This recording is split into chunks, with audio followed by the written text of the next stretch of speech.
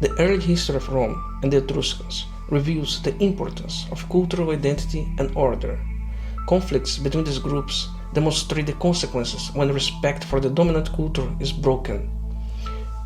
Understand these events clarify why strong cultural cohesion is essential for societal stability.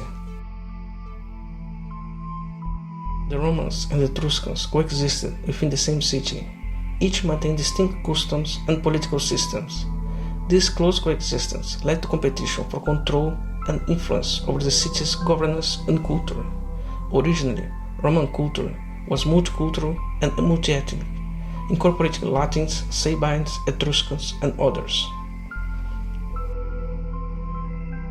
However, this diversity created instability and tension as competing interests clashed without a unifying dominant culture. A defining moment occurred when Lucretia, a noble Latin woman, was brutally assaulted by an Etruscan. This violent act was not isolated, but reflected ongoing abuses. Lucretia took her own life. Her tragic fate ignited widespread outrage and became the rallying point of Roman resistance. The assault and Lucretia's suicide exposed the fractures between Romans and Etruscans. It highlighted the dangers imposed by a dominant culture being undermined by foreign influence and immorality. The Romans rose to defend their heritage, rejecting Etruscan control and restoring the order. The conflict was ultimately about preserving cultural integrity and authority. The early Roman kings, beginning with Romulus, who was Latin, likely consolidated power through arranged marriages and alliance, and made the city multicultural. The city was primarily populated by Latins, but the Etruscans, which were a second group which were influential elsewhere, likely used this arranged marriage to take control over the city and take over the government. And there was a disconnect between the people and the government. This is when the republics are born. The Roman Republic was essentially for the Latin people and not for the Etruscans. It was the rule of the majority. The dominance of the Latin culture was necessary to ensure discipline and peace. Essentially, democracy and republic are against multiculturalism. Multiculturalism is what led a society to chaos and disorder.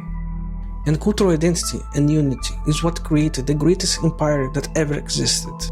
Some experience show that a lasting peace depends on the dominance of a unifying cultural identity.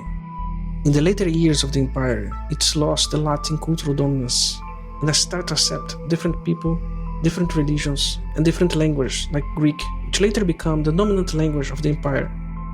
What followed was a shell of its former self, a people that many even struggled to call Romans, because they weren't Latin anymore. Some called them Byzantines.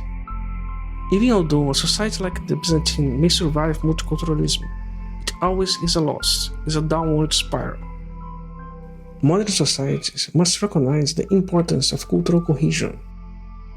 If you are a melting pot like the USA, or you are many ethnic societies like Europe, you need to have cohesion or you have chaos.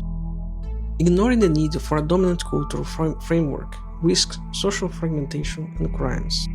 History demonstrates that democracy and the will of the majority needs to be heard. Multiculturalism is the biggest weakness a society can have. The Romans had, at the end, when they stopped their own melting pot, there was no need to learn Latin anymore. They adopted a foreign religion. They didn't even know what their country was anymore. Even the city of Rome was abandoned to barbarians. And that's how the Roman society ended, by multiculturalism. Thanks for watching. Tibi grátis a Go.